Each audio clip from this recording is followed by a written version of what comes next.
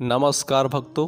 तो चलिए हम भगवत गीता के अध्याय 6 के भाग 8 को शुरू करते हैं और भगवत गीता के एक एक शब्द को अपने दिल में उतारते हैं और अपने जीवन को सफल बनाते हैं।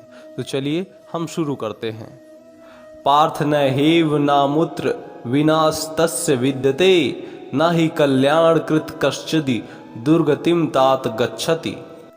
भगवान ने कहा, हे प्रथा पुत्र, कल्याण कार्यों में निरत योगी का न तो इस लोक में और न परलोक में ही विनाश होता है। हे मित्र, भलाई करने वाला कभी बुराई से पराजित नहीं होता।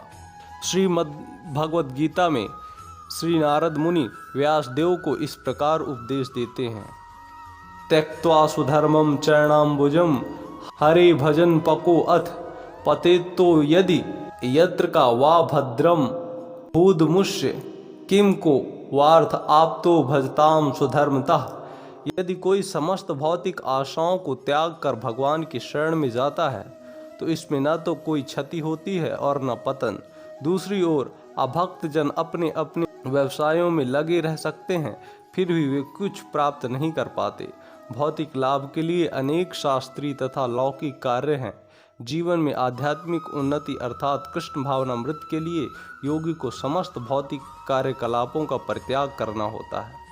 कोई यह तर्क कर सकता है कि यदि कृष्ण भावनामृत पूर्ण हो जाए तो इससे सर्वोच्च सिद्धि प्राप्त हो सकती है, किंतु यह सिद्धि प्राप्त न हो पाई तो भौतिक एवं आध्यात्मिक दोनों दृष्टियों से मनुष्य को क्षति पहुंचती है। शास्त्रों का आदेश है कि यदि कोई स्वधर्म का आचरण नहीं करता तो उसे पाप फल भोगना पड़ता है। अतः जो दिव्य कार्यों को ठीक से नहीं कर पाता उसे फल भोगना होता है। भागवत पुराण आश्वस्त करता है कि असफल योगी को चिंता करने की आवश्यकता नहीं, भले ही उसे ठीक से स्वधर्मचारण न करने का फल भोगना पड़े तो भी वह घाटे में नहीं रहता, क्योंकि शुभ कृष्ण भावनामृत कभी विस्मृत नहीं होता। जो इस प्रकार से लगा रहता है वह अगले जन्म में निम्न योनि में भी जन्म लेकर पहले की भांति भक्ति करता है। दूसरी ओर जो केवल नियमित कार्यों को दृढ़तापूर्वक करता है, किंतु यदि उसमें कृष्ण भावनामृत का अभाव है तो आवश्यक नहीं कि उसे शुभ फल प्राप्त हो। इस श्लोक का तात्पर्य इस प्रकार है। मानवता के दो विभाग किए जा सकते हैं, नियमित तथा अनियमित। जो लोग अगले जन्म तथा मुक्ति के ज्ञान के बिना पार्श्विक इंद्रिय तृप्ति में लगे रहते हैं वे अनियमित विभाग में आते हैं। जो लोग शास्त्रों में वर्णित कर्तव्य के सिद्धांतों का पालन करते हैं वे नियमित विभाग में वर्गीकृत होते हैं। अनियमित विभाग के संस्कृत तथा असंस्कृत, शिक्षित तथा अशिक्षित, बलि तथा निर्बल लोग पार्श्विक वृत्तियों से पूर्ण होते हैं। उनके कार्य कभी भी कल्याणकारी नहीं होते, क्योंकि वे पशुओं की भांति आहार, निद्रा, भय तथा मैथुन का भोग करते हुए संसार में निरंतर रहते हैं, जो सदा ही दुखमय है। किंतु जो लोग शास्त्रीय आदेशों के अनुसार संयमित रहते हैं और इस प्रकार क्रमशः कृष्ण भावनामृत को प्राप्त होते हैं वे निश्चय रूप से जीवन में उन्नति करते हैं। कल्याण मार्ग के अनुयायियों को 3 वर्गों में विभाजित किया जा सकता है। भौतिक संपन्नता का उपयोग करने वाले शास्त्रीय विधि विधानों के अनुयायी, इस संसार से मुक्ति पाने के लिए प्रयत्नशील लोग, तथा कृष्ण भावनामृत के भक्त प्रथम वर्ग के अनुयायियों को पुनः 2 श्रेणियों में विभाजित किया जा सकता है। सकाम कर्मी तथा इंद्रिय तृप्ति की इच्छा न करने वाले सकाम कर्मी जीवन के उच्चतर स्तर तक उठ सकते हैं, यहाँ तक कि स्वर्ग लोक को जा सकते हैं, तो भी इस संसार से मुक्त न होने के कारण वे सही ढंग से शुभ मार्ग का अनुगमन नहीं करते। शुभ कर्म तो वे हैं जिनसे मुक्ति प्राप्त हो। कोई भी ऐसा कार्य जो परम आत्म साक्षात्कार या देहात्म बुद्धि से मुक्ति की ओर उन्मुख नहीं होता वह रंच मात्र भी कल्याणप्रद नहीं होता।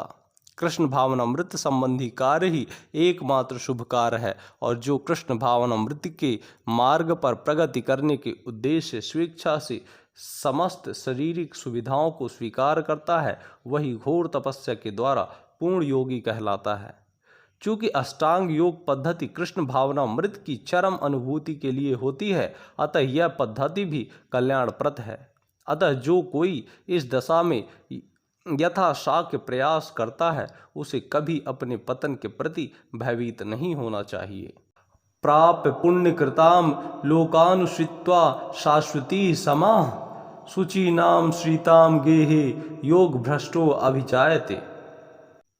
असफल योगी पवित्र आत्माओं के लोकों में अनेक वर्षों तक भोग करने के बाद या तो सदाचारी पुरुषों के परिवार में या फिर धनवानों के कुल में जन्म लेता है।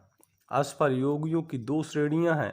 एक तो वो जो बहुत थोड़ी उन्नति के बाद ही भ्रष्ट होते हैं, दूसरे वो जो दीर्घ काल तक योग अभ्यास के बाद भ्रष्ट होते हैं।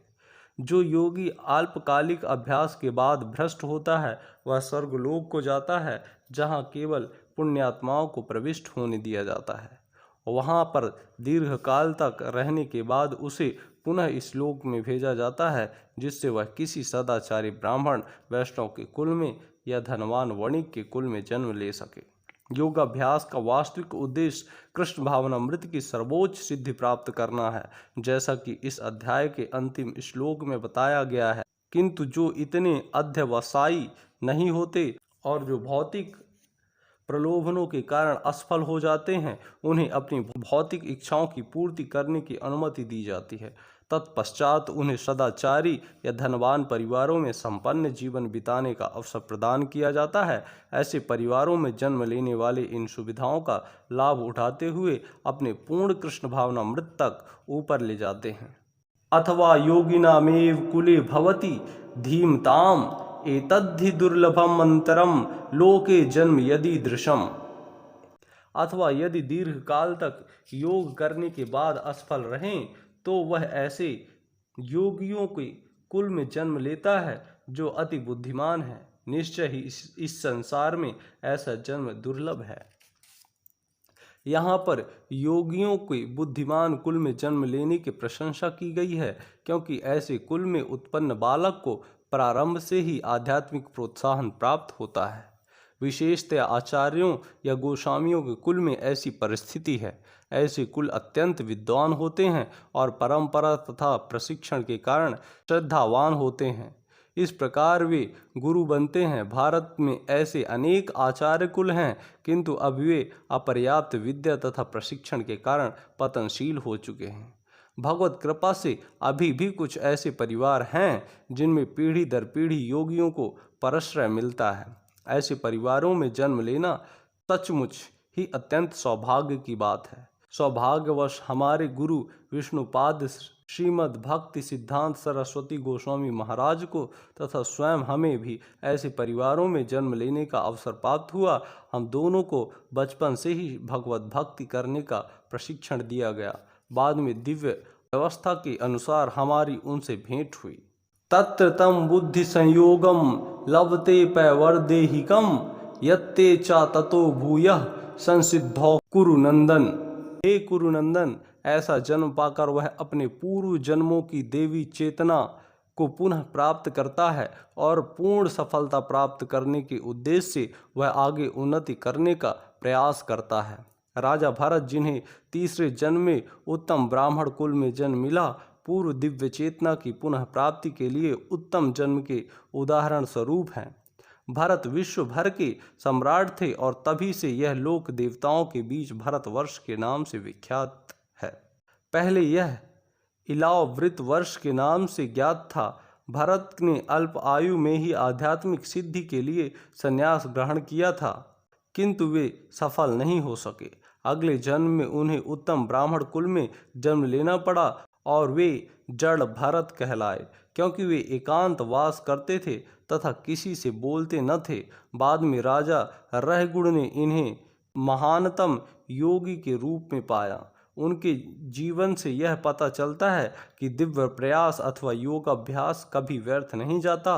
भगवत कृपा से योगी को कृष्ण भावनामृत में पूर्ण सिद्धि प्राप्त करने के बारंबार सुयोग प्राप्त होते हैं। पूर्वाभ्यासेन तनैव हीयते हावशो अपि सः जिज्ञासुरपि योगस्य शब्द ब्रह्माति वर्तते। अपने पूर्व जन्म की देवी चेतना से वह न चाहते हुए भी स्वतः योग के नियमों की ओर आकर्षित होता है। ऐसा जिज्ञासु योगी शास्त्रों के अनुष्ठानों से परे स्थित होता है।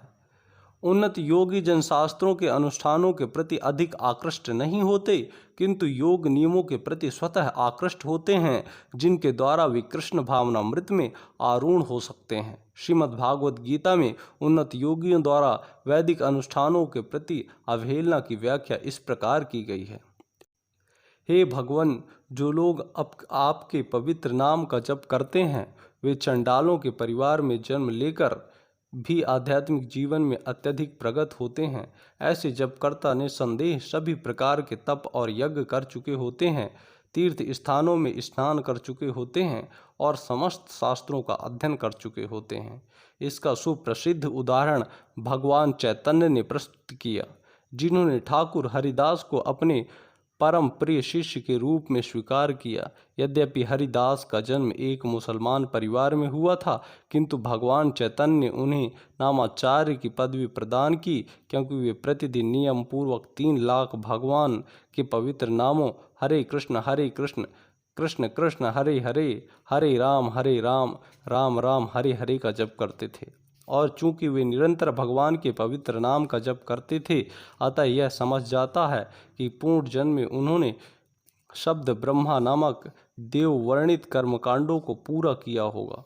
अतएव जब तक कोई पवित्र नहीं होता, तब तक कृष्ण भावनामृत के नियमों को ग्रहण नहीं करता या भगवान के पवित्र नाम हरे कृष्ण का जप नहीं कर सकता। दोस्तों, हम भगवद गीता के इस अध्याय को यहीं पे समापन करेंगे। कल हम फिर से इसके आगे की भाग को लेकर चलेंगे। जब तक के लिए हमें दीजिए इजाज़त और प्रेम से कहिए जय श्री कृष्णा, जय श्री राधे।